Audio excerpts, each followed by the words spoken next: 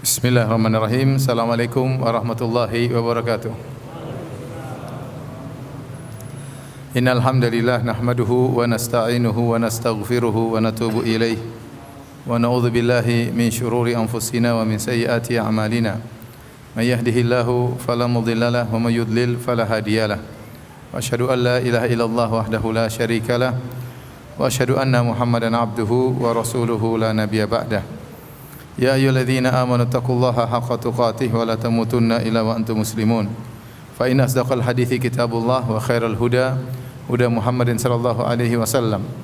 Wa syarrul umuri muhdatsatuha wa kullu muhdatsatin bid'ah wa kullu bid'atin dhalalah wa kullu dhalalatin finnar. Hadirin dan hadirat, ikhwan dan akhwat yang dirahmati oleh Allah Subhanahu wa taala. Alhamdulillah, puji dan syukur kita panjatkan kepada Allah yang terus memberikan kita karunia, kesempatan untuk bisa terus beribadah kepada Allah Subhanahu wa taala, bisa berpuasa, bisa salat tarawih. Semoga ibadah kita diterima oleh Allah Subhanahu wa taala. Salawat dan salam tercurahkan selalu kepada junjungan kita Nabi Muhammad sallallahu alaihi wasallam dan juga kepada keluarganya serta seluruh sahabat beliau tanpa terkecuali, ya.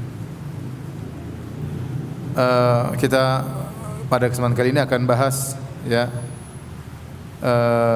kisah salah satu dari kisah-kisah para nabi, yaitu kisah Nabi Syuaib alaihissalam,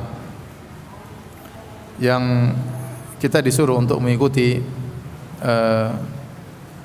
petunjuk mereka, ya. Fabi hudahum muqtadih, dengan petunjuk para nabi ikutilah, kata Allah Subhanahu wa taala. Dan tidaklah Allah menyampaikan kisah-kisah orang-orang terdahulu kecuali ada pelajaran yang bisa kita ambil, ya. Faqsusil qasasa la'allahum yatafakkarun. Kisahkanlah kisah-kisah, semoga mereka bisa berfikir. Laqad kana fi qasasihim ibaratun liulil albab ma kana haditsa yuftara. Sungguh pada kisah-kisah mereka ada pelajaran bagi orang-orang yang cerdas, dan kisah-kisah tersebut bukanlah ma kana haditsa yuftara, bukanlah kisah fiksi, kisah yang dibuat-buat, tetapi kisah yang Allah sebutkan semuanya adalah kisah nyata. Kita akan berbicara tentang seorang nabi yang sangat mulia, Nabi Syuaib alaihissalam, yang Allah utus kepada kaumnya di Madian. Adapun Syuaib alaihissalam adalah salah satu dari 4 nabi yang bersuku Arab. Nabi yang bersuku Arab cuma 4 orang. Yang pertama Nabi Hud alaihissalam, yang kedua Nabi Saleh alaihissalam, yang ketiga Nabi Syuaib, dan yang keempat Nabi kita Nabi Muhammad sallallahu alaihi wasallam. Oleh karenanya nabi-nabi yang bersuku Arab ini tidak disebutkan kisah mereka di Perjanjian Lama maupun Perjanjian Baru. Tidak ada di Taurat maupun di Injil yang ada di depan kita sekarang ini. Tentunya kita tahu bahwasanya Alkitab, Injil maupun Taurat telah mengalami perubahan, ya, telah mengalami penyimpangan, sehingga sebagian kisah Nabi tidak ada dalam buku tersebut, dalam kitab suci tersebut yang mereka masih anggap sebagai kitab suci, namun penuh dengan penyimpangan. Di antara nabi-nabi yang tidak terdapat dalam Taurat maupun Injil yang ada sekarang adalah nabi-nabi berbangsa Arab. Hud tidak ada, Saleh tidak ada, Syuaib juga tidak ada. Sebagian orang menyangka bahwasanya lelaki yang bertemu dengan Nabi Musa alaihissalam, yang kemudian Nabi Musa menikah dengan putrinya di Madian, ya, adalah Syuaib. Namun ini dibantah oleh para ulama, karena Nabi Syuaib yang Allah kisahkan dalam Al-Quran jaraknya jauh sebelum Nabi Musa. Jaraknya jauh sebelum Nabi Musa alaihissalam. Nah, kalau lelaki yang ketemu dengan Nabi Musa, ya, yang Allah sebutkan dalam Al-Quran, ya, falamma warada ma'a Madian, tatkala Nabi Musa lari dari Mesir menuju ke negeri Madian, kemudian nanti dia ketemu dengan orang-orang di Madian, akhirnya ketemu dengan seorang laki soleh. Itu disangka adalah Syuaib karena tempatnya sama-sama disebut Madian. Kalau lelaki ini yang ketemu dengan Nabi Musa alaihissalam, itu disebutkan dalam Perjanjian Lama, dalam kitab Keluaran, ya, disebut namanya Yitro. Mereka sebut namanya Yitro, ya, Y-I-T-R-O, ya. Kalau antum cari di Injil nanti ada Yitro, ya. Nah, itu bukan Syuaib, karena bukan Nabi Syuaib alaihissalam karena zamannya berbeda, kisahnya juga berbeda. Adapun Nabi Syuaib yang akan kita ceritakan ini sama sekali tidak ada wujudnya dalam kitab Injil maupun Taurat. Ya, karena memang sudah mengalami penyimpangan sehingga tidak ada nabi-nabi Arab. Oleh karenanya mereka sering menuduh bahwasanya Muhammad, sampai sekarang mereka masih menuduh Muhammad itu hanya jiplak dari Taurat dan Injil. Kita bilang bantahannya sangat banyak. Bagaimana menjiplak? Nabi Muhammad tidak bisa baca dan tidak bisa tulis. Nabi Muhammad SAW tidak pernah belajar sama pendeta. Nabi Muhammad SAW juga kisah dalam Taurat dan Injil dibandingkan dengan Al-Quran ada banyak beda tentang nabi-nabi. Sebagaimana kita pernah jelaskan, kalau nabi-nabi terdapat dalam Taurat dan Injil, nabinya ada yang mabuk, nabinya ada yang berzina, nabinya ada yang nyuruh nyembah berhala. Adapun nabi-nabi dalam Al-Quran tidak ada yang demikian. Ya. Kemudian juga banyak kisah-kisah disebut Al-Quran tidak terdapat dalam Injil. Ya. Di antaranya kisah Nabi Musa secara detail tidak semuanya terdapat dalam Injil. Nabi Yusuf secara detail tidak semuanya terdapat dalam Injil. Demikian juga ada nabi-nabi yang tidak ada sama sekali di Injil. Nabi Hud, Nabi Saleh, Nabi siapa? Syuaib. Apalagi Nabi Muhammad SAW. Baik, jadi kita akan bercerita tentang kisah Nabi Syuaib alaihissalam. Nabi Syuaib alaihissalam disebut oleh Ibnu Katsir dalam tafsirnya, juga dalam kitabnya Qasasul Anbiya. Nabi Syuaib ini tinggal di suatu daerah namanya Mu'an. Mu'an ini adalah satu daerah di atraf Syam, yaitu di ujung negeri Syam yang menuju ke daerah Hijaz. Kita tahu kan namanya Madinah. Kemudian kalau ke arah utara ke Tabuk, disitulah daerah Syam. Setelah Tabuk kemudian negeri Syam, dan kita tahu bahwasanya Anbiya Bani Israel banyak yang tinggal di negeri Syam. Nah, Syuaib daerah Mu'an itu daerahnya di daerah Syam, tapi di penghujung daerah Syam sebelum masuk dalam daerah Hijaz. Namanya Mu'an. Akan tapi disebut dengan Madian karena Nabi Syuaib alaihissalam nasabnya kembali kepada Madian. Nasabnya kembali kepada Madian sehingga disebut dengan kabilah Madian. Kabilah Madian. Dan betapa banyak tempat ya sebenarnya ada namanya, tetapi karena didominasi oleh suatu kabilah maka tempat tersebut lebih dikenal dengan nama kabilah. Tempat tersebut lebih dikenal dengan nama kabilah. Contohnya Mu'an. Mu'an adalah suatu nama tempat, tapi karena yang menempati adalah kabilah Madian sehingga daerah tersebut dikenal dengan daerah apa? Madian. Nabi Syuaib alaihissalam dia secara zaman dia setelah Nabi Lut alaihissalam ya. Makanya dalam Al-Quran dalam surat Hud ya kata Nabi Syuaib kepada kaumnya, wa ma qaumu lutim minkum biba'id, dan sungguhnya kaum Lut tidak jauh daripada kalian wahai kaumku. Ya, artinya zaman Nabi Syuaib setelah zaman Nabi Lut alaihi wasallam. Namun siapakah Syuaib? Ibnu Katsir menyebutkan beberapa pendapat. Tadi mengatakan Syuaib adalah keturunan Nabi Ibrahim alaihissalam. Nanti bin siapa bin Madian bin Ibrahim ya. Ada yang mengatakan Nabi Syuaib bukan keturunan Ibrahim. Nabi Syuaib dia adalah termasuk orang yang dulu tinggal bersama Ibrahim, kemudian tatkala Nabi Ibrahim diusir dari kaumnya dia juga ikut beriman bersama Nabi Ibrahim. Intinya kata Ibnu Katsir wa fi kulli hadza nazar.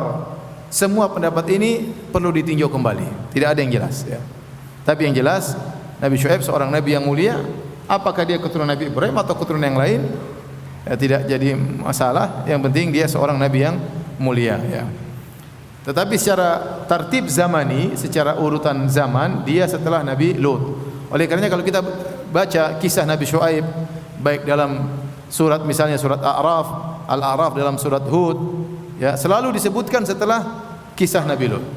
Selalu disebutkan setelah kisah Nabi. Disebut dulu pertama Nabi Hud, kemudian Nabi Saleh, kemudian Ibrahim, kemudian Lut, baru kemudian siapa? Nabi Syuaib. Jadi memang dia agak belakangan setelah Nabi Lut alaihissalam. Dan perkataan Nabi Syuaib kepada kaumnya yang Allah hikayatkan dalam Al-Quran, wa ma qaumu lutin minkum biba'id, dan tidaklah kaum Lut jauh dari kalian wahai kaumku. Ini ditafsirkan oleh para ulama apa yang dekat antara kaum Lut dengan kaum Syuaib. Apa yang dekat?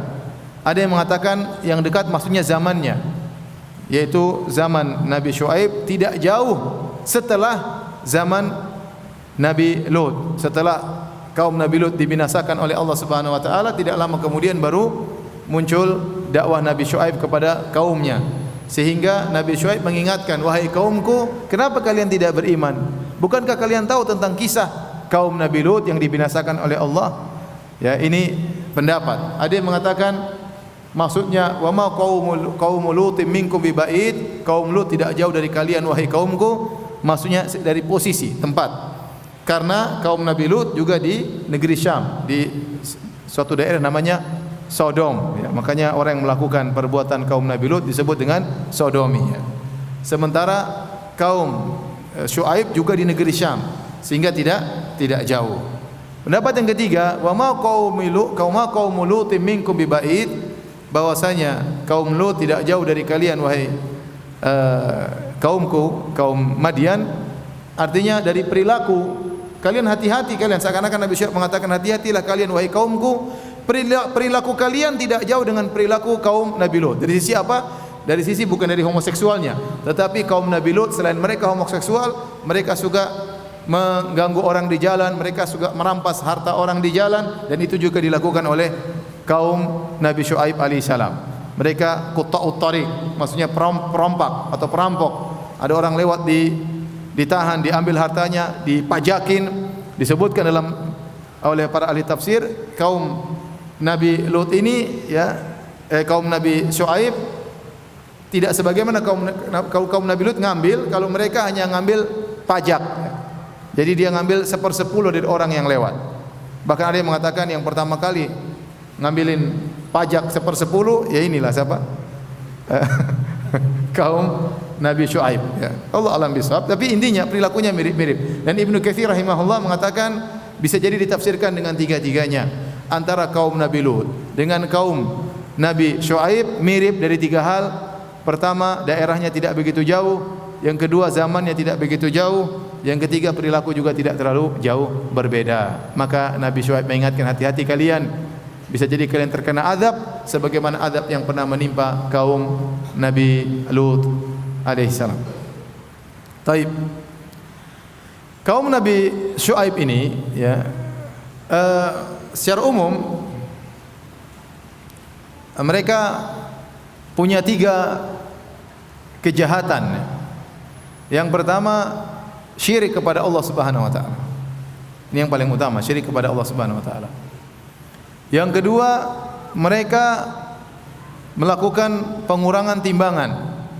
Kalau jual barang dikurangi timbangan. Ini mereka suka melakukan demikian. Mengurangi timbangan, mengurangi takaran. Ini kerjaannya kaum Nabi Syuaib. Yang ketiga, mereka narik pajak tadi. Ada orang lewat di kampung mereka, tidak boleh lewat kecuali bayar 10% tanpa ada timbal balik. Tanpa ada timbal balik, ya. Beda kalau misalnya kita pergi ke parkir mobil di bandara, ya kita dipajakin ongkos parkir. Ini bandara tidak berdiri sendirinya, semuanya pakai biaya untuk bangun bandara, biaya untuk maintenance-nya, maka ada uang parkir wajar. Ada kapal juga berhenti misalnya di pelabuhan, bayar pajak itu ada muqabil, ada pelayanan yang diberikan kepada kapal tersebut, maka dia ini bukan ini yang dimaksud. Yang dimaksud dengan mukus pajak yaitu ngambil pajak tanpa ada timbal balik sama sekali, cuma sekedar lewat suruh bayar. Ini tanah milik Tuhan, bukan milik kamu. Kemudian orang lewat kasih 10%. Ini yang sahbi maksin finnar, kata Nabi. Penarik pajak di neraka disepakati oleh para ulama. Penarik pajak yang seperti ini, yang menarik pajak tanpa ada pelayanan sama sekali, tidak ada timbal balik. Maka ini yang kata Nabi SAW di neraka, sahbi maksin finnar. Ini yang pertama kali praktekkan ini, katanya kaum Nabi Syuaib. Jadi mereka melakukan 3 kejahatan, syirik kepada Allah, mengurangi timbangan dan takaran. Yang ketiga, narik pajak dari orang yang lewat di kampung mereka. Maka tatkala mereka sudah semakin parah, maka Allah pun mengutus Nabi Syuaib alaihissalam untuk mendakwahi mereka. Kisah Nabi Syuaib disebutkan oleh Allah Subhanahu wa taala dalam beberapa surat. Di antaranya surat Al-A'raf, kemudian surat Hud, kemudian surat Asy-Syu'ara dan surat Al-Ankabut. Surat Al-Ankabut. Tetapi yang paling banyak disebutkan di dua surat Al-A'raf sama surat Hud. Adapun kesyirikan yang mereka lakukan, mereka menyembah sebuah pohon namanya Aikah. Namanya Al-Aikah. Makanya Allah berfirman dalam surat Asy-Syu'ara, "Kadzdzaba ashabul aikata." Kadzdzaba ashabul aikatil mursalin. Sungguhnya penyembah Al-Aikah telah mendustakan para rasul. Ya. Idz qala lahum Syu'aibun ala tattaqun. Tatkala Syu'aib berkata kepada mereka, tidakkah kalian bertakwa? Ini yang mereka sembah ternyata pohon yang rindang yang disembah oleh penduduk Madian. Sehingga sebagian ahli tafsir menganggap bahwasanya Nabi Syu'aib diutus kepada dua kaum, kaum Madian sama kaum Al-Aikah. Kan dalam surat Al-A'raf kata Allah, wa ila Madyana akhahum Syu'aiba, dan kami utus kepada Madian saudara mereka Syu'aib. Tapi tatkala Allah sebut dalam surat Syu'ara, kata Allah, kadzdzaba ashabul aikatil mursalin. Sungguhnya ashab yaitu yang tinggal di Aikah, mereka menyangka Aikah itu nama tempat, telah mendustakan para rasul. Idz qala lahum Syu'aibun, tatkala Syu'aib, Allah tidak mengatakan tatkala saudara mereka Syu'aib berkata kepada mereka bertakwalah. Adapun dalam surat Al-A'raf kata Allah, wa ila Madyana akhahum, kami utus kepada Madian saudara mereka, satu kabilah dengan mereka Syu'aib. Waktu Allah berbicara tentang Aikah, Allah tidak mengatakan saudara mereka. Berarti Aikah sendiri, Madian sendiri, dua tempat yang Nabi Syu'aib diutus kepada kaumnya, yaitu kaum Madian, dan Nabi Syu'aib diutus juga kepada kampung yang lain namanya kampung Aikah. Ini pendapat sebagian ahli tafsir.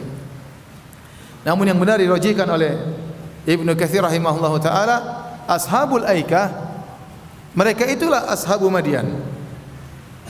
Aikah itu bukan nama tempat. Al-Aikah adalah nama berhala yang mereka sembah berupa pohon. Tatkala Allah berbicara tentang Madian, Allah sebut akhahum, saudara mereka Syu'aib. Tapi tatkala Allah berbicara tentang Aikah, Allah tidak mengatakan saudara mereka Syu'aib, karena Allah sedang berbicara tentang kesyirikan mereka. Sungguhnya para penyembah Aikah telah mendustakan para rasul. Tatkala Allah tidak mengatakan saudara mereka Syu'aib, karena kalau dikatakan saudara mereka Syu'aib, seakan-akan Syu'aib juga ikut nyembah berhala tersebut. Maka tatkala Allah sebut tentang akidah, persaudaraan putus. Tidak ada persaudaraan.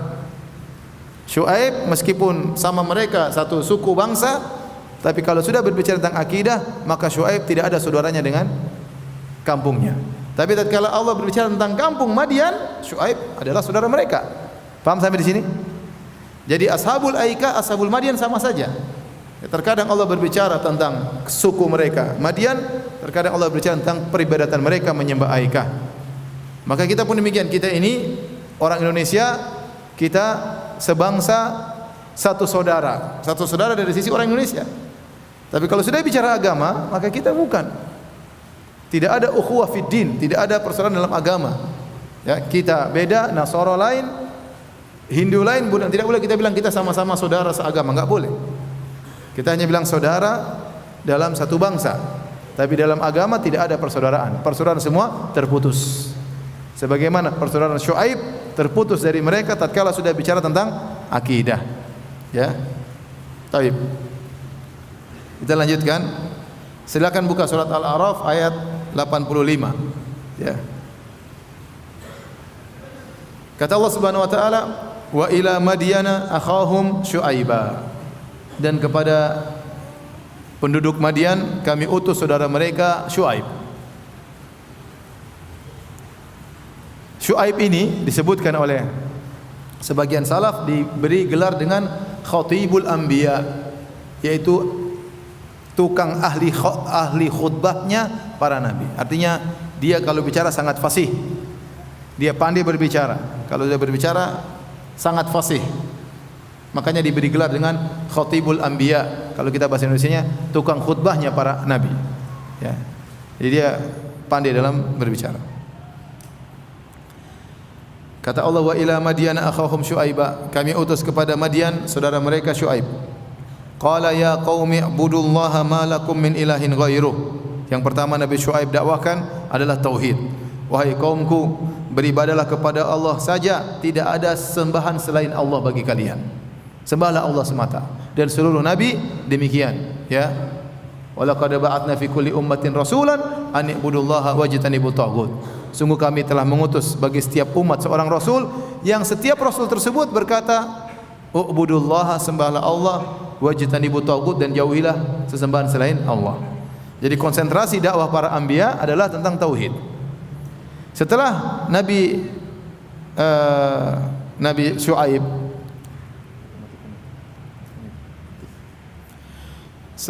Syuaib, konsentrasinya adalah tentang tauhid, maka di antara metode para nabi, mereka juga mendakwahi kemaksiatan yang sedang tersebar di saat itu. Mereka juga membahas masalah itu. Tauhid tetap utama, tapi tidak melalaikan untuk membahas kemungkaran yang sedang tersebar tatkala itu. Dan kemungkaran yang sedang tersebar tatkala itu adalah mengurangi timbangan, mengurangi takaran.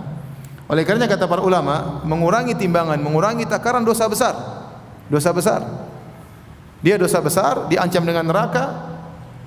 Makanya apalagi berkaitan dengan bermuamalah dengan orang lain. Makanya Allah berfirman dalam surat Al-Mutaffifin, wailul lil mutaffifin. Celaka bagi orang-orang yang melakukan tatfif. Tatfif adalah mengurangi takaran sedikit, ya, sehingga tidak begitu kelihatan. Harusnya 10 kilo, dia kasih 9,8 kilo. Kurangi sedikit. Pembeli mungkin tidak tahu, tapi Allah Maha tahu. Dan Allah mengatakan celaka. Celaka orang yang melakukan pengurangan timbangan atau pengurangan takaran. Harusnya 1 liter, dia cuma jual 0,9 liter. Dikurangi 0,1 liter, ya. Ya, ini namanya tatfif. Ini meskipun sedikit dikurangi dosa besar. Dosa besar. Maka sampai-sampai ada suatu kaum pernah diazab gara-gara ini di antaranya. Benar mereka syirik, tapi di antara yang menyebabkan mereka segera diazab, selain mereka syirik, mereka juga mengurangi apa? Timbangan. Mereka juga mengurangi timbangan. Oleh karena hati-hati seorang bermuamalah, apalagi muamalah dengan orang lain, ya. Dosa kalau sudah muamalah dengan orang lain ini bahaya. Banyak dosa-dosa besar karena bermuamalah dengan orang lain salah. Riba contohnya ini mengurangi timbangan. Ini bermuamalah dengan orang lain. Jadi mereka melakukan tatfif, dikurangi takaran dan timbangan. Maka yang dimulai didakwahi adalah masalah tauhid. U'budullaha ma lakum min ilahin ghairuh. Sembahlah Allah dan jangan kalian menyembah selain Allah. Qad ja'atkum bayyinatun min rabbikum. Telah datang penjelasan, hujjah dari Rabb kalian. Baru kemudian Nabi Syuaib berkata, fa'auful kaila wal mizana. Maka sempurnakanlah takaran dan timbangan. Al-kail, volume, takaran. 1 liter, 2 liter. Al-mizan, 1 kilo, 2 kilo, ya. Jadi ada 2. Al-kail wal mizan. Al-kail maksudnya takaran, volume. Al-mizan maksudnya berat, thiqal. Wala tabkhasun nasa asya'ahum, dan jangan kurangi hak-hak orang. Tidak disebutkan secara jelas apa hak orang yang mereka kurangi, ya. Yang jelas mereka mengurangi timbangan, takaran, dan mereka mengurangi hak orang lain. Mereka menzalimi orang lain. Wala tufsidu fil ardi ba'da islahiha, dan jangan kalian melakukan kerusakan. Di antaranya mereka narik pajak dari orang-orang yang lewat, ya. Orang lewat tarik pajak 10% tanpa ada, ya, dalih, tanpa ada sebab yang harus menarik pajak dari mereka. Dzalikum khairul lakum in kuntum mu'minin. Ini lebih baik bagi kalian jika kalian beriman. Jadi kalau mereka melakukan ini semua, mereka memenuhi timbangan, memenuhi takaran, mereka tidak menzalimi orang, mereka tidak melakukan kerusakan, maka ini lebih baik bagi mereka kalau mereka beriman. Artinya mereka beriman dulu baru bisa diterima sebagai pahala. Kalau mereka berbuat syirik sementara mereka melakukan kebajikan-kebajikan ini, maka tidak bernilai pahala. Tidak bernilai pahala. Saya ingin sampaikan sama antum ayat ini, ya, jadi saya beri gambaran. Nabi Syuaib alaihissalam mendakwahi mereka untuk bertauhid, itu tidak. Selain mendakwahi mereka untuk tauhid, Nabi Syuaib melarang mereka untuk bermaksiat. Tidak boleh gini, tidak boleh, tidak begini. Kamu harus kalau nimbang harus penuh dan seterusnya. Seandainya mereka melakukan timbangan dengan penuh tapi mereka masih syirik, dapat pahala atau tidak? Tidak, karena mereka masih syirik. Maka syaratnya in kuntum mu'minin, kalau kalian beriman baru dapat pahala. Tetapi kejadian ayat ini menunjukkan orang-orang kafir juga diperintahkan untuk melakukan syariat. Syariatnya Nabi Syuaib yaitu harus memenuhi timbangan. Maka kalau mereka mengurangi timbangan, dosa mereka semakin bertambah. Meskipun kalau mereka memenuhi timbangan tidak dapat pahala karena mereka tidak beriman. Tapi kalau mereka mengurangi takaran timbangan, semakin banyak dosanya. Saya membawakan kemana? Saya membawakan kepada apakah hukum seorang muslim bolehkah di siang hari membuka restoran untuk dijual kepada orang kafir? Orang kafir kan tidak puasa. Puasa atau tidak? Tidak. Apakah mereka boleh kita jual makanan untuk mereka? Jawabannya tidak. Meskipun mereka kafir, mereka tetap terkena hukum syariat Nabi Muhammad SAW. Harusnya kau puasa. Paham tidak sisi pendalilan? Saya ulangi. Nabi Syuaib punya syariat. Syariatnya tidak boleh syirik dan harus menunaikan apa? Takaran timbangan. Waktu Nabi Syuaib berdakwah kepada kaumnya, dia tidak hanya menyuruh tauhid dulu, tidak, tapi dia langsung sambung, kamu harus bertauhid dan kamu harus memenuhi apa? Takaran timbangan. Padahal kalau mereka memenuhi takaran timbangan tidak dapat pahala. Paham? Tetapi mereka harus ikut syariatnya Nabi Syuaib. Kita sekarang di sini yang berlaku syariat Nabi Muhammad SAW. Syariat Nabi Muhammad SAW harus bertauhid dan harus berpuasa, harus sholat dan yang selanjutnya. Nah, kalau ada orang kafir puasa dapat pahala atau tidak? Tidak. Tapi kalau mereka tidak puasa, dosa mereka semakin bertumpuk. Dari situ kita orang Islam tidak boleh jual makanan kepada mereka karena kita membantu mereka berbuka. Paham atau tidak? Mau diulang lagi?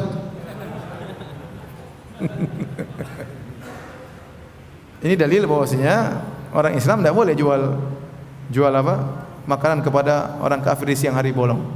Ya. Orang kafir tidak apa-apa kau minum khamar, ya udah kita jualan khamar aja. Tidak boleh, syariat kita melarang. Tidak boleh kita bantu mereka minum apa?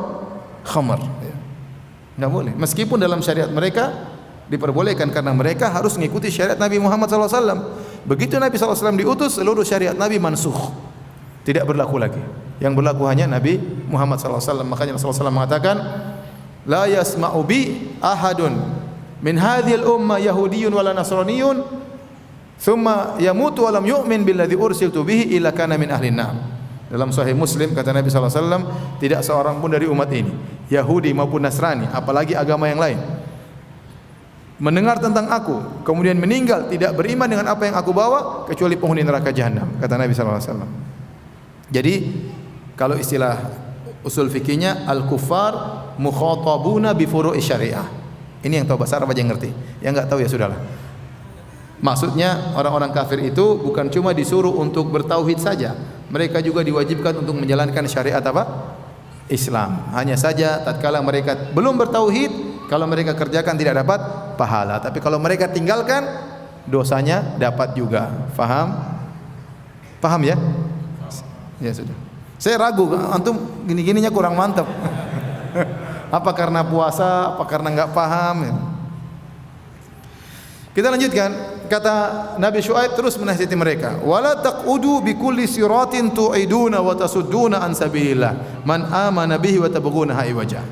Janganlah kalian nongkrong di tiap-tiap jalan dengan menakut-nakuti dan menghalang-halangi orang yang beriman di jalan Allah. Jadi ada orang, disebutkan oleh sebagian ahli tafsir, ada orang mau datang pengajian ke pengajian Nabi Syuaib, dilarang-larang sama kaum Madian, jangan. Dia halang-halangi, kamu kalau beriman sama Syuaib awas ya, ditakut-takuti ya. Ditakut-takuti. Ya, wa tabghuna iwajan. Dan kalian ingin agar jalan Allah menjadi bengkok. Ini kata para ulama dalil bahwasanya Nabi Syuaib berdakwah di sukunya sendiri, tetapi ada suku lain yang beriman. Dan itulah banyak kejadian seperti itu. Orang jauh lebih beriman daripada orang dekat. Sampai Nabi Muhammad SAW saja Quraisy lebih sedikit, lebih banyak apa? Kaum Ansar yang beriman. Justru yang dekat dengan Nabi SAW malah memusuhi Rasulullah SAW. Dan betapa banyak dai seperti begitu. Ada dai keluarganya tidak begitu percaya sama dia. Tetapi orang-orang jauh malah mudah beriman. Ada kejadian seperti itu. Ada kejadian seperti itu. Jadi yang beriman kepada Nabi Syuaib justru orang yang mungkin jauh-jauh dari kampung-kampung jauh, waktu mau ngaji sama Nabi Syuaib dihalang-halangi sama suku-suku dekatnya, keluarganya. Kemudian kata Nabi Syuaib, "Wadhkuru idh kuntum qalilan fakatsarakum." Dan ingatlah kalian, waktu dulu kalian masih sedikit, lalu Allah jadikan kalian banyak, semakin kuat, beranak pinak, ya. Ini nikmat. Harusnya kalian bersyukur kepada Allah, harusnya kalian beribadah kepada Allah. Di antara hal yang memacu seorang untuk beribadah kepada Allah, ingat nikmat-nikmat yang Allah berikan kepada dia, ya. Pokoknya seorang perlu mengingat nikmat-nikmat Allah berikan kepada dia sehingga dia terpacu untuk terus beribadah kepada Allah, untuk bersyukur kepada Allah. Makanya Nabi SAW salat sampai kakinya bengkak, bahkan sampai hatta tatafartar qadama, sampai pecah-pecah kakinya. Dalam riwayat tatawarram, bengkak, tatafartar, pecah-pecah, ya, robek-robek, ya. Kata Nabi, afala akunu abdan syakuran, kenapa aku tidak menjadi hamba yang pandai bersyukur. Di antara bentuk seorang bersyukur kepada Allah banyak salat kepada Allah Subhanahu wa taala. Kemudian, ya, jadi Nabi Syuaib ingatkan, kalian dulu sedikit, sekarang jadi banyak nikmat. Bertakwalah kepada Allah agar Allah berikan lagi tambahan kenikmatan. Wanzuru kaifa kana aqibatul mufsidin, dan lihatlah bagaimana akibat orang-orang yang melakukan kerusakan. Kata para ulama, Nabi Syuaib menggabungkan antara targhib dan tarhib, motivasi dan peringatan. Motivasi kalian dapat nikmat supaya nikmat bertambah, bertakwa kepada Allah. Kalau kalian tidak bertakwa, lihat sudah banyak kaum-kaum yang hancur, dibinasakan oleh Allah karena mereka melakukan kerusakan. Di antaranya kaum Nabi Lut alaihissalam. Kemudian ini menunjukkan Nabi Syuaib khatib kalau bicara, masya Allah, dengan dalil, dengan hujah, dengan kata-kata yang indah di hadapan kaumnya. Kemudian Nabi Syuaib berkata, wa in kana ta'ifatun minkum amanu billadzi ursiltu bihi wa ta'ifatun lam yu'minu fasbiru hatta yahkumallahu bainana wa huwa khairul hakimin. Sampai Nabi Syuaib begitu lembutnya, dia mengatakan, kenyataannya sekarang sebagian kalian beriman, sebagian kalian tidak beriman kepadaku, tidak beriman kepada Allah. Ya sudah, kalau memang kalian tidak mau beriman, sabarlah, tunggu apa Allah kasih keputusan kepada kita, siapa yang benar, ya. Ya, seakan-akan Nabi Syuaib begitu lembutnya saya mengatakan, ya kalau kalian tidak beriman, tunggu nanti lihat apa yang akan terjadi, ya. Padahal sudah pasti bahwasanya yang tidak beriman akan dibinasakan oleh Allah Subhanahu wa taala. Tapi ini kata para ulama, kelembutan Nabi Syuaib tatkala menyampaikan hujah agar mereka berfikir. Kata Allah, apa komentar kaum Nabi Syuaib? Qala al-mala'u alladhina istakbaru min qaumihi, dan berkatalah pembesar-pembesar dari kaum Nabi Syuaib. Allah menggunakan kata istakbaru. Istakbaru dalam bahasa Arab dari istaf'ala, istakbar. Istaf'ala artinya menuntut, mencari. Misalnya istaghfara, mencari gufran, mencari maghfirah. Makanya istaghfara. Istashhada, mencari mati syahid. Jadi wazan istaf'ala itu artinya mencari dalam bahasa Arab. Contohnya istakbara, mencari kiber, mencari kesombongan. Jadi seakan-akan Allah mengatakan mereka ini memang mereka sengaja ingin sombong, ingin angkuh. Makanya mereka ngumpulin harta supaya top, mereka jadi penguasa supaya top. Jadi ada orang seperti gitu, memang mereka mencari ketinggian di atas muka bumi. Dengan berbagai cara, dengan mengumpulkan harta supaya diakui, dengan meraih jabatan supaya dihormati misalnya, supaya bisa angkuh, ya. Kemudian macam-macam, ya. Ini sebagian orang seperti itu, memang mencari kesombongan. Mencari kesombongan, bukan kesombongan datang dengan sininya, dia cari kesombongan supaya bisa sombong. Ada orang seperti begitu. Qala al-mala'u alladhina istakbaru min qaumi, berkatalah orang-orang yang sombong dari kaumnya, la nukhrijannaka ya Syuaib walladzina amanu ma'aka min qaryatina. Wahai Syuaib, kami akan usir engkau dari negeri kami, dan juga pengikutmu yang beriman akan kami usir seluruhnya. Dan ini suatu yang berat bagi seseorang, diusir dari kaumnya. Oleh karenanya sebagian nabi diuji dengan diusir dari kaumnya, seperti Nabi Ibrahim alaihissalam. Inni muhajirun ila rabbi. Satu negeri semuanya tangkap dia, dibakar. Dan tidak ada yang menemani Nabi Ibrahim. Nabi Ibrahim akhirnya pergi keluar meninggalkan kaumnya tatkala mereka tidak bisa beriman lagi. Nabi Ibrahim apa? Pergi. Di antara yang terusir dari kaumnya adalah Nabi Muhammad sallallahu alaihi wasallam. Makanya Al-Aini berkata, ubtuliya ibtalallahu nabiyahu bifiraqil watan. Allah menguji nabinya Muhammad SAW dengan berpisah dari kaumnya, dari negerinya. Dan Nabi Syuaib diancam dengan demikian. Kalau kau terus beriman Syuaib, kami akan usir engkau dari kampung kami. Demikian juga yang beriman akan kami usir. Aula ta'udunna fi millatina, atau kalian kembali kepada agama kami, baru kami tidak usir. Kata Nabi Syuaib, awalau kunna karihin, apa kami akan dipaksa pergi meninggalkan kampung, dipaksa masuk dalam agama mereka? Kata Nabi Syuaib, qad iftaraina 'ala Allahi kadziban in udna fi millatikum ba'da idz najjana Allahu minha. Sungguh kami telah melakukan kedustaan atas nama Allah kalau kami kembali lagi ke agama kalian setelah Allah selamatkan kami. Di sini ada khilaf di kalangan para ulama. Apakah Nabi Syuaib dulu beragama seperti mereka? Kemudian Allah selamatkan, makanya dia berkata, ya, qad iftaraina 'ala Allahi kadziban in udna fi millatikum ba'da idz najjana Allahu minha. Sungguh kami telah melakukan kedustaan besar kepada Allah setelah kami dahulunya dalam agama kalian, kemudian kami diselamatkan oleh Allah, kemudian kami kembali lagi. Sehingga para mufassir, ahli tafsir membahas masalah ini. Apakah Nabi Syuaib dulu sempat menyembah berhala, kemudian dia dapat hidayah? Makanya kaumnya mengatakan, kalau kau mau tetap, kembali lagi seperti dulu, kembalilah kepada agama kami. Sebenarnya mengatakan, iya, Nabi Syuaib dulu menyembah berhala, kemudian sadar, maka dia tidak ingin kembali lagi. Dan kebanyakan ulama mengatakan tidak, Nabi Syuaib tidak berbicara atas nama dia, tapi dia berbicara tentang sebagian pengikutnya, bahwasanya benar kaumnya dahulu yang sudah beriman dengan dia dahulu memang dulu penyembah berhala.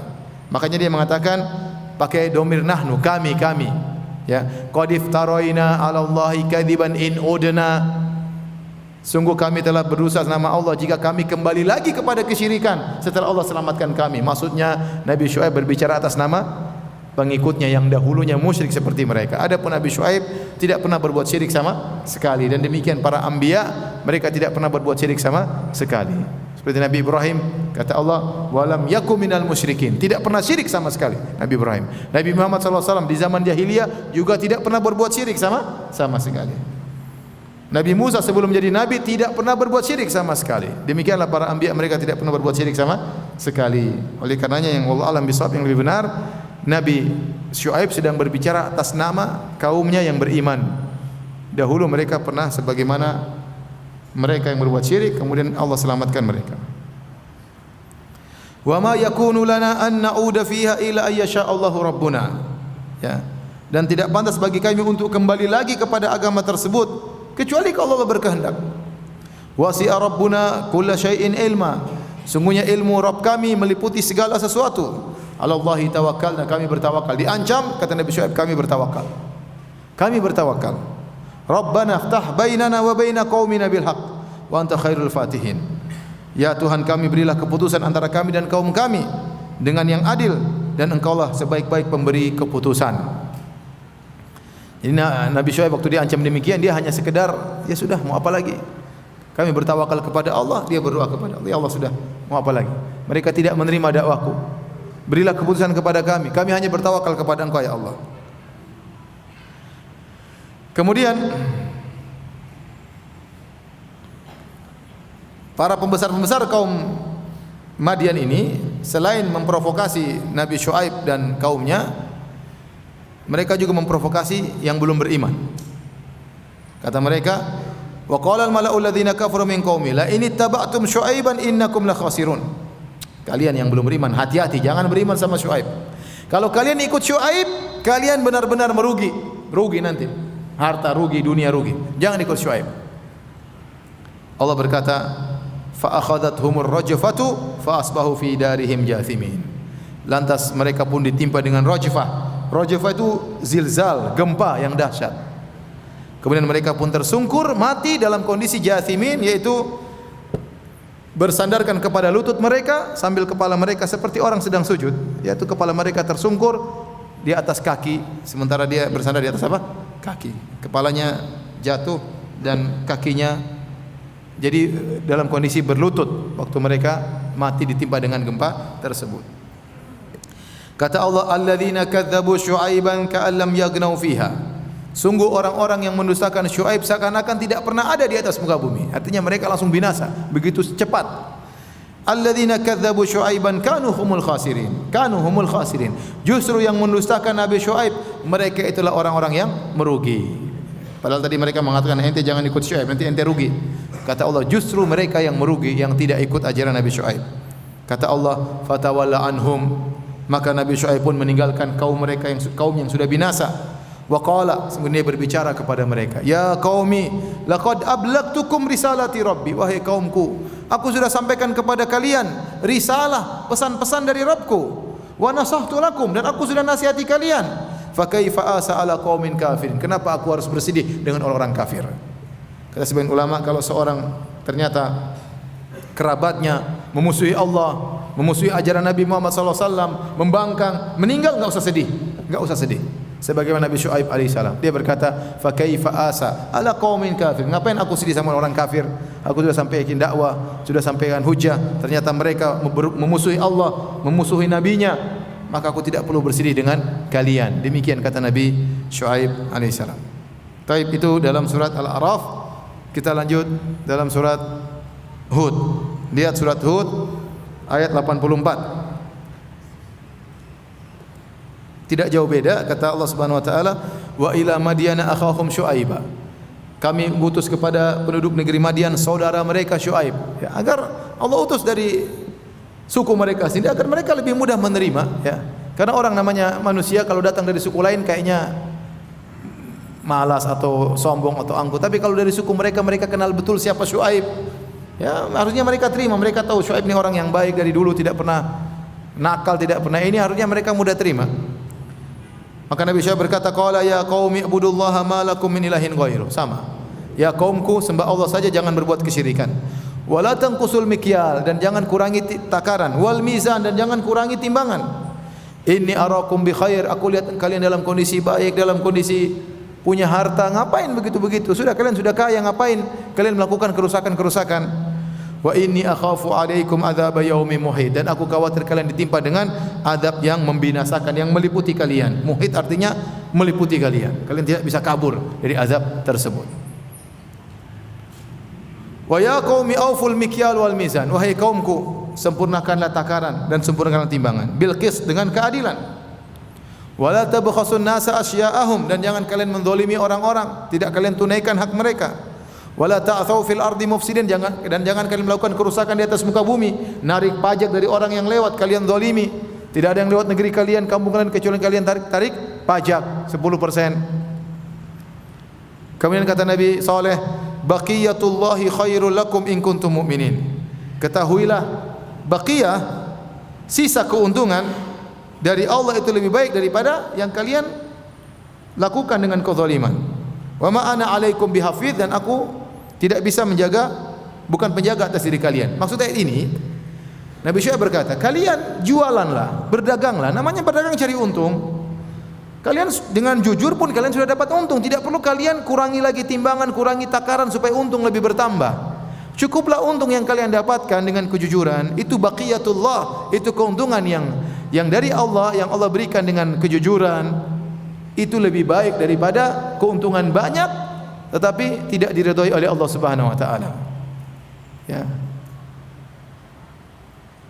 Qul la yastawil khabithu, ya, wat thayyibu, ya, walau a'jabaka kathratul khabith, ya.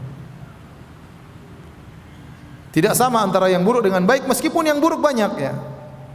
Jadi Nabi Syuaib ajarkan kepada mereka, sedikit tetapi diridhai oleh Allah, ini berkah. Daripada banyak tidak diridhai oleh Allah, maka tidak berkah. Dalam hadis kata Nabi SAW, ya, tentang al-bayyi'ani, para dua orang yang melakukan transaksi, kata Nabi SAW, wa in sadaqa wa bayyana burika fi bai'ihima. Kalau mereka berdua ini ternyata jujur dan menjelaskan tentang kekurangan barang, aib-aibnya, Allah beri berkah terhadap transaksi mereka berdua. Wa in kadzaba wa katama, kalau ternyata mereka berdua bohong dan menyembunyikan aib barang, muhiqat barakatu bai'ihima, maka akan dicabut keberkahan dari transaksi mereka. Betapa banyak orang memiliki harta yang banyak tapi enggak ada keberkahan. Benar nggak ada keberkahan, dia tidak merasakan kebahagiaan. Betapa banyak orang yang punya harta tapi seakan-akan al-faqr baina yadayhi, seakan-akan dia miskin. Dia masih tamak, masih perlu, masih khawatir, padahal hartanya sudah banyak. Kenapa? Tidak berkah. Tidak berkah. Betapa banyak orang punya harta habis begitu, saya tidak tahu kemana. Saya sering ketemu orang, bukan satu dua orang, berapa orang. Ustaz, dulu saya kerja, duit saya banyak tapi tidak berkah, saya nggak tahu kemana duit saya sekarang. Habis begitu saja. Entah dia buat maksiat, buat jalan-jalan, buat apalah macam-macam, tahu-tahu habis. Terkadang habis gara-gara mungkin ada yang sakit, ada yang ini, atau anaknya narkoba, habis begitu saja. Ya, tidak berkah. Kalaupun hartanya banyak, tidak ada keberkahan hatinya. Ya. Tadi dia tamak dan tamak dan tamak. Oleh karena seorang berusaha meskipun qalil, meskipun sedikit, tapi kalau berkah itu lebih baik. Kata Nabi Syuaib, baqiyatullahi khairul lakum in kuntum mu'minin. Keuntungan yang halal yang Allah berikan kepada kalian itu lebih baik bagi kalian kalau kalian beriman. Wa ma ana 'alaikum bihafiz, dan aku tidak bisa menjadi penjaga kalian. Nabi Syuaib berkata, saya tidak bisa jaga kalian. Kalau kalian jujur, yang lihat Allah bukan aku, kata Nabi Syuaib. Ini urusan kalian dengan Allah. Kalian jual barang, Nabi Syuaib sudah tidak bisa lihat. Maka Nabi Syuaib mengatakan, saya tidak mengawasi kalian. Yang mengawasi siapa? Allah Subhanahu wa taala. Dan ini saya ingatkan juga kepada ikhwan dan akhwat, kalau kita misalnya melakukan kebajikan, meninggalkan kemaksiatan, maka jangan karena manusia, tapi karena Allah. Ini kan Nabi Syuaib ngajak mereka berhijrah ya. Kalian berhijrah dari tukang ngurangi takaran, jujur. Tapi kalian jujur itu, aku tidak ngawasi, yang ngawasi siapa? Allah Subhanahu wa taala. Kan sebagian orang mungkin dia meninggalkan kemaksiatan, dia meninggalkan riba bukan karena Allah, tapi karena teman-teman, karena enggak enak sama teman-teman, apa kata orang. Jangan. Seorang waktu meninggalkan maksiat karena Allah, dia berhijrah karena Allah, bukan agar diketahui oleh orang bahwasanya saya sudah berhijrah. Bukan agar diketahui oleh ustaz saya sudah tidak, tapi karena Allah Subhanahu wa taala. Setelah Nabi Syuaib menasihati mereka, apa kata mereka? Qalu ya Syuaibu, asalatuka ta'muruka an natruka ma ya'budu abauna aw an naf'ala fi amwalina ma nasha. Innaka la antal halimur rasyid. Ngomongnya begini, mereka ngejek Nabi Syuaib. Wahai Syuaib, salatmu itukah yang menyuruh melarang kami untuk menyembah berhala sebagaimana yang dilakukan nenek moyang kami? Salatmu itukah yang telah melarang kami untuk ngatur harta kami, harus begini, jualan harus jujur? Salatmu yang melarang. Sungguh menurut kami engkau adalah orang yang sangat cerdas dan orang yang sangat bijak ya. Lagi berakal, penyantun lagi berakal. Kata para ulama, ini mereka sedang ngejek Nabi Syuaib, tapi dengan bahasa yang halus. Seakan-akan mereka berkata, ente terlalu banyak sholat, makanya ente bahlul. itu maksudnya. Tapi mereka ungkapkan dengan bahasa yang ngejek, apakah solatmu yang melarang kami untuk menyembah berhala sebagaimana nenek moyang kami? Solatmu nyuruh kami meninggalkan tradisi nenek moyang kami? Solatmu kita mau harta kita mau cari dengan cara apapun, ngapain dilarang? Solat kamu melarang kami? Begitu pintarnya engkau hai Syuaib. Jadi mereka yang ngejek Nabi Syuaib. Nabi Syuaib sadar dia diejek, tapi dia sabar. Dia mengatakan, qala ya qaumi ara'aitum in kuntu ala bayyinatin min rabbi wa razaqani minhu rizqan hasanan. Wahai kaumku, bagaimana menurut kalian kalau aku berada di atas bayyinah, di atas dalil dari Rabbku, dan Allah telah memberikan aku rizki dengan rizki yang baik, yaitu rizki yang halal, atau disebut Nabi Syuaib mendapatkan kenabian dan risalah, atau dia bekerja dengan rizki yang halal, tidak seperti kalian. Wa ma uridu an ukhalifakum ila man anhakum an, dan aku tidak ingin menyelisihi apa yang sudah aku sampaikan kepada kalian. Aku sudah larang kalian, jangan sampai kalian mengurangi timbangan. Aku tidak ingin melakukan apa yang aku larang. Dan ini kata para ulama adalah ayat yang sangat penting diperhatikan oleh para dai. Jangan sampai kita melarang sesuatu dan kita melakukannya. Ya. Ya. Kita melarang sesuatu, kita sendiri melakukannya. Ya. Ya.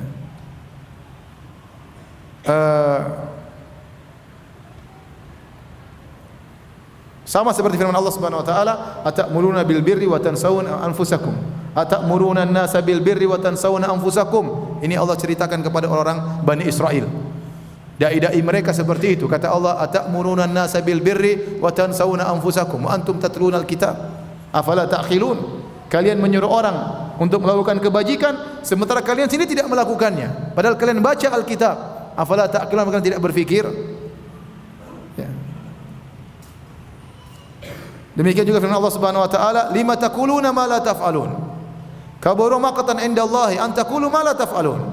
Kenapa kalian mengatakan apa yang tidak kalian lakukan? Sungguh besar kemurkaan Allah atas orang-orang yang kalian mengatakan apa yang tidak kalian lakukan. Wa atanha an khuluqin wa ta'tiya mithlahu arun 'alaika idza fa'altahu 'azim. Seorang penyair berkata, apakah kau melarang dari suatu perangai sementara kau sendiri melakukannya? Sungguh aib besar bagimu jika kau melakukannya. Kau larang-larang tapi kau melakukannya. Maka Nabi Syuaib berkata, bagaimana saya melarang kalian kemudian saya melakukan? Tidak mungkin, kata Nabi Syuaib. Maka seorang dai berusaha demikian. Kalau sudah larang sesuatu, dia bertekad untuk tidak melakukannya. Kalau seandainya ternyata dia melanggar, dia bertobat kepada Allah. Tapi jangan kemudian dia melarang sementara dia sedang melakukan. Jangan, dia berusaha meninggalkan apa yang dia larang. Kalau suatu saat dia terjerumus, terkuasai oleh hawa nafsunya, dia segera bertobat kepada Allah Subhanahu wa taala. Dalam hadis yang sahih, yu'ta bir rajuli yaumal qiyamati fayulqa finnar fatandaliku ya aktabu batnihi. Kata Nabi sallallahu alaihi wasallam, didatangkan seorang lelaki kemudian dilemparkan dalam neraka jahanam. Kemudian begitu dilemparkan keluar ususnya. Langsung apa? Sembur gitu keluar ususnya. Usus perutnya keluar. Kemudian diputar dengan ususnya tersebut kama yadurul himar biraha. Sebagaimana himar diputar-putar di alat penggiling. Diputar-putar. Fayajtami'u alaihi ahlun nar. Maka penghuni neraka jahanam kumpul ketemu dia. Mereka kenal si fulan ini. Ini dai dulu. Dikenal sama mereka. Para pengikutnya pada datang. Loh, fulan kok bisa di sini kata dia. Ya. Bukankah kau dulu menyuruh kami melakukan kebajikan, melarang kami dalam kemaksiatan? Kok bisa ikut kami di sini? Orang penghuni neraka pada ngumpul ngeliatin dia. Kata dia, benar. Kuntu anhaakum an amrin, aku dulu melarang amurukum bil ma'ruf falam ati. Dulu aku menyuruh kalian berbuat kebajikan, aku tidak kerjakan. Dan aku melarang kalian melakukan suatu perkara dan aku lakukan. Ya, jadi hati-hati. Antum yang suka share-share juga hati-hati ya. Ya. Share ini terus antum tidak kerjakan. Antum waktu nge-share, antum harus niatkan saya akan kerjakan. Antum waktu melarang sesuatu ini hukumnya haram, antum share, antum berusaha niatkan, antum juga berdakwah dengan men-share itu. Antum niatkan untuk kerjakan. Seandainya ya, antum satu saat terjerumus, antum bertobat kepada Allah. Ya, bukan berarti tidak boleh salah. Kalau tidak boleh salah hanya para nabi yang bisa berdakwah. Kalau seorang boleh berdakwah, semua yang dia kerjakan dia lakukan, semua yang dilarang dia tinggalkan, maka tidak ada yang bisa berdakwah. Siapa yang tidak punya salah? Orang pasti punya salah. Tapi dia bertekad waktu dia menyampaikan, dia akan melakukannya. Dan dia bertekad kalau dia melarang, dia akan meninggalkannya. Adapun suatu saat dia tidak bisa melakukan, maka itu dia bertobat kepada Allah Subhanahu wa taala. Kemudian kata Nabi Syuaib, katanya yang sangat indah. In uridu illal islaha mastata'tu. Adapun tujuanku adalah untuk mencari yang terbaik semampuku. Wa ma taufiqi illa billah. Dan aku tidak bisa melakukannya, dapat taufik kecuali dari Allah Subhanahu wa taala. Seorang salaf mengatakan, kalau saya punya niat melakukan sesuatu, saya punya azam, saya ucapkan hal ini. In uridu illal islaha mastata'tu wa ma taufiqi illa billah. Ya Allah, sungguhnya aku ingin kebaikan. Aku akan melakukan semampuku dan tidak bisa aku kerjakan kecuali dengan izin-Mu. Maka kalau dia sudah ucapkan gitu, dia semangat dan biasanya berhasil. Oleh karenanya, ini perkataan Nabi Syuaib, dia mengatakan saya berusaha yang terbaik, tapi semampuku. Tidak ada yang bisa beri petunjuk kepadaku, yang bisa memudahkan aku kecuali Allah Subhanahu wa taala. Alaihi tawakkaltu wa ilaihi unib. Kepadanya aku bertawakal dan kepadanya aku kembali.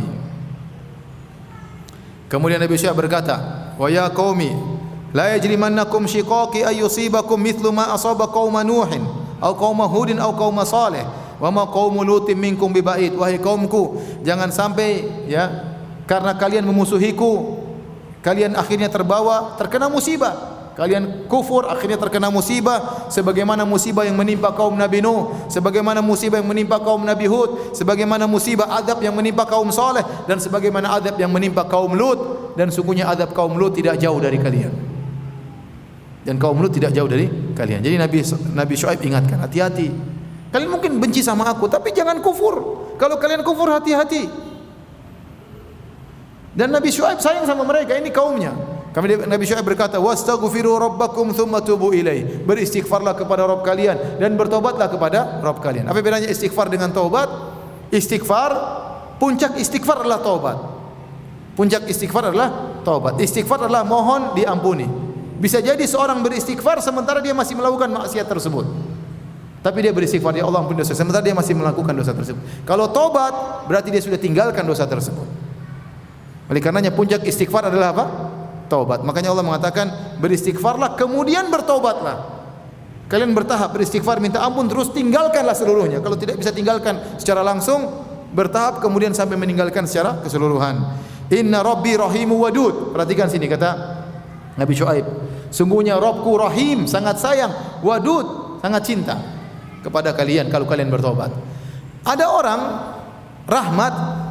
rahmat itu apa ya? Mengasihi. Tapi belum tentu mencintai. Contoh, kita melihat ada orang mungkin di jalan terluka, kita tidak cinta sama dia tapi kita kasihan sama dia. Itu namanya rahmat. Ya. Tapi kalau rahmat dibangun di atas cinta, ini maka luar biasa. Kita sayang sama dia karena kita cinta kepada dia. Seperti anak-anak, seperti istri, ya. Anak-anak, istri-istri. Kita sayang dibangun karena kita cinta kepadanya. Nah, Nabi Syuaib mengatakan, kalau kalian bertobat setelah bermaksiat, setelah syirik, setelah mendolimi orang, setelah mengurangi takaran, kalian bertobat, Allah akan sayang kepada kalian sekaligus cinta kepada kalian. Makanya ada yang mengatakan kalau orang sudah bermaksiat tidak akan dicintai lagi oleh Allah. Itu tidak benar.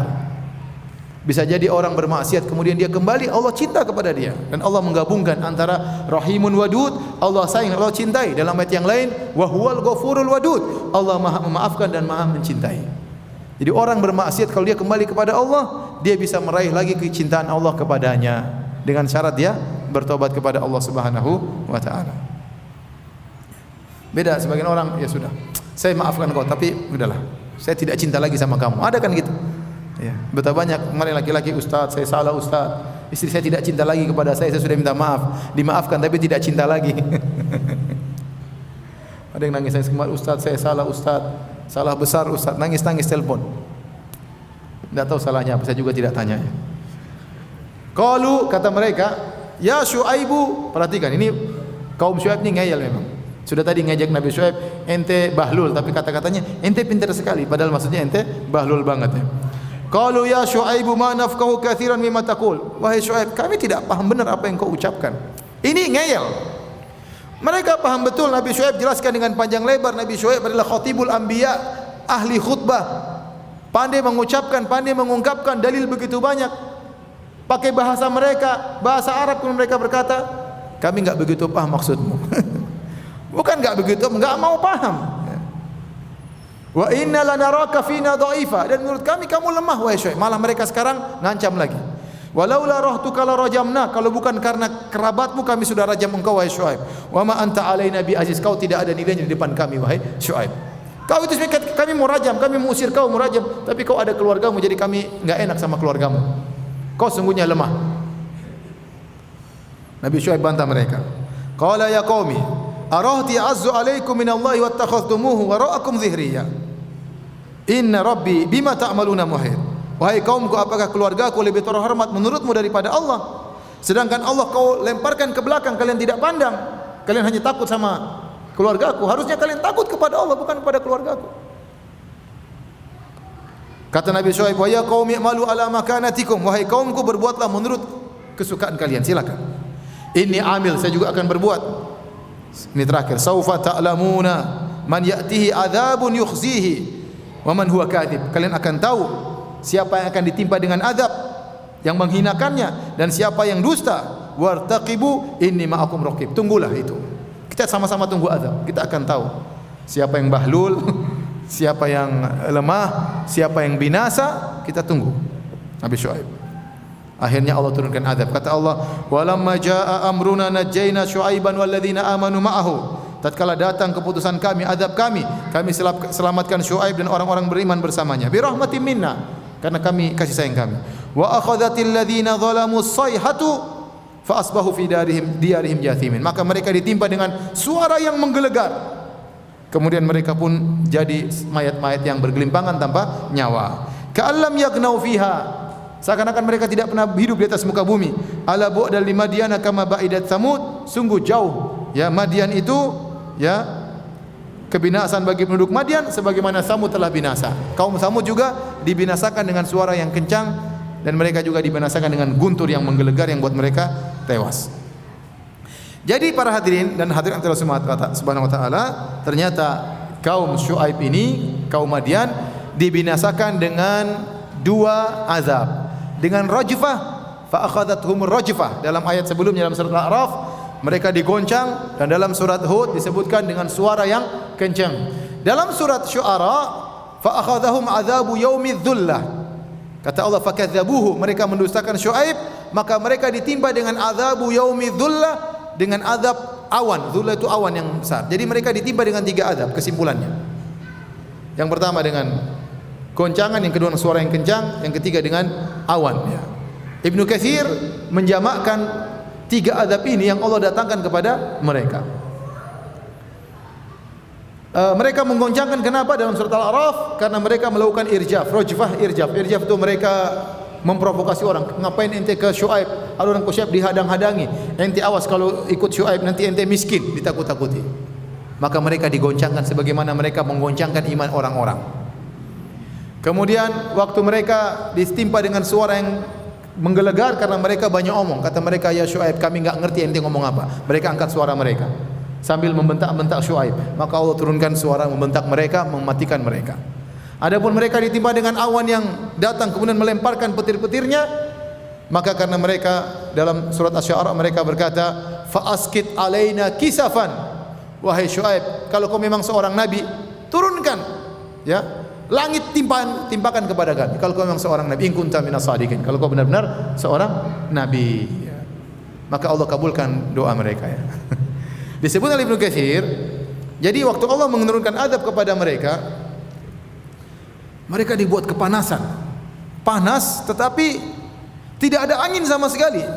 Bila orang panas mungkin keluar ada angin sejuk. Ini panas, gerah tapi enggak ada angin. Mereka percuma, mereka ke bawah pohon enggak ada angin yang menerpa sama sekali. Mereka masuk tetap kepanasan di mana-mana. Mereka kepanasan, tidak ada angin yang berhembus sepoi-sepoi. Sehingga mereka bingung. Akhirnya mereka keluar. Mereka keluar karena disebutkan seminggu mereka kepanasan demikian, parah, menderita luar biasa. Ya, kepanasan, mereka keluar, mereka lihat awan, mereka senang. Ini awan mungkin bikin angin sepoi-sepoi atau turun hujan. Ternyata itu awan apa? Awan azab. Begitu mereka tiba di bawah awan tersebut, maka bergetarlah bumi, digoncang mereka. Kemudian datanglah petir-petir menyambar mereka, kemudian keluar suara yang menggelegar, maka mereka tewas dengan tiga azab tersebut. Inilah kisah Nabi Syuaib dan kaumnya yang dibinasakan oleh Allah karena membangkang perintah Allah Subhanahu wa taala. Demikian saja, wallahu taala alam bisawab. Kalau ada yang bertanya saya persilakan.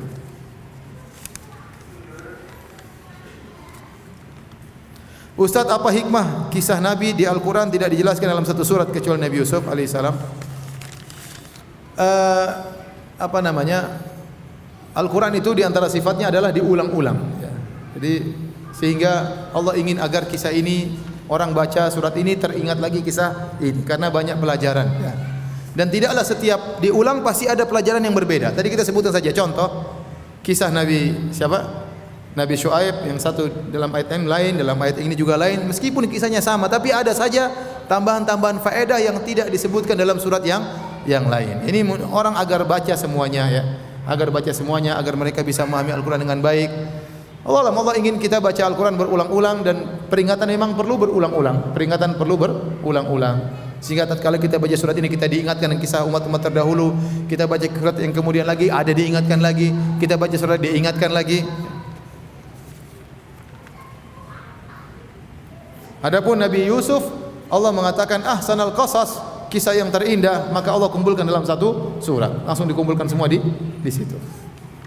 Wallahu a'lam bishawab.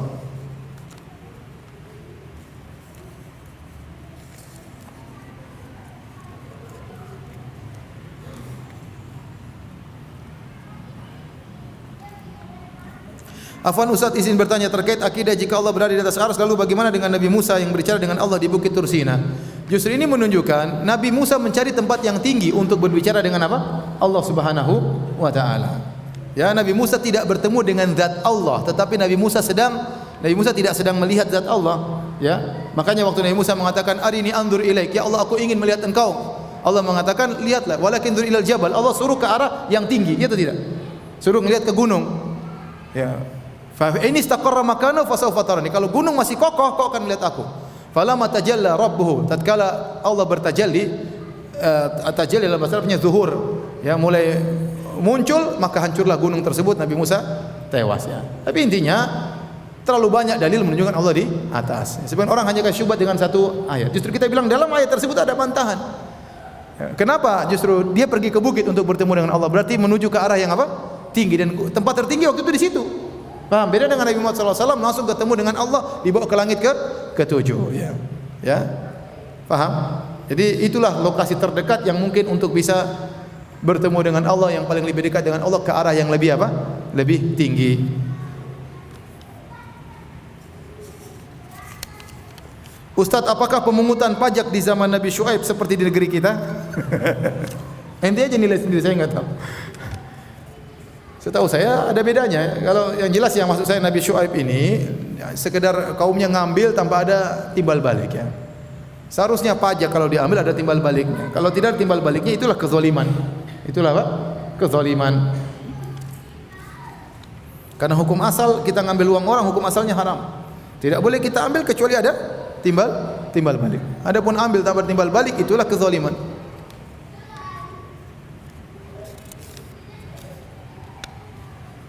Ustaz, apakah ada syariat solat di zaman para nabi? Ya, di antaranya Nabi Syuaib, ya, as-salatuka. Ini menunjukkan apakah solat mau melarang kami begini. Kata para ulama dalil bahwasanya Nabi Syuaib sering solat, sering dilihat solat, maka dijadikan bahan ejekan. Solatmu lah yang larang gini. Sama kalau kita, jenggotmu yang larang kita bikin begini, ya, seperti itu. Tapi karena yang jadi perhatian solat, sehingga solat yang dijadikan bahan ejekan. Ustaz, bagaimana hukumnya orang mempunyai prinsip never enough? Apa never enough ini, Mas? Iya, maksudnya apa? Kenapa ada muncul begini? Saya nggak tahu. Ya. Merasa kurang terus. Ya, itu namanya orang tidak bahagia. Orang bahagia itu qanaah. Ya, laisal ghina an kathratil arad wa innamal ghina ghina nafs. Bukanlah kekayaan dengan banyaknya harta, tetapi kecukupan apa? Jiwa. Orang merasa cukup, ya. Kalau dia tidak merasa cukup, masalah agama, terus. Jangan pernah putus asa, terus mau yang tinggi. Kalau masalah dunia, cukup. Udah cukup, secukupnya. Makanya Nabi SAW mengatakan, Allahumma rzuq li ali Muhammad, Allahumma ja'al rizqa ali Muhammadin qutan, atau kama qala. Kata Nabi, ya Allah, jadikanlah rezekinya keluarga Muhammad pas-pasan. Itu doa Nabi SAW. Qutan maksudnya pas-pas, secukupnya. Tidak ingin banyak-banyak membuat hisab panjang, secukupnya. Yang penting cukup, tidak kekurangan, ya, tapi tidak berlebihan. Itu doa belum bisa saya ucapkan sampai sekarang. Berat. Itu Nabi SAW. Ustaz, apakah boleh berwudu dengan tetap menggunakan jam tangan? Boleh, jam tangan cincin tapi digerakin agar terkena apa? Air. Apalagi kalau jamnya sampai sempit banget, harus kena air. Jadi digerakin atau dilepas. Kalau longgar seperti saya, apalagi pas puasa, ya, agak kurus dikit, ya. Ustaz, apa hukumnya solat pakai baju lambang setan? Ngapain solat pakai baju lambang setan? Taib, demikian saja kajian kita. Subhanakallah bihamdik, asyhadu an la ilaha illa anta, astaghfiruka wa atubu ilaik. Assalamualaikum warahmatullahi wabarakatuh.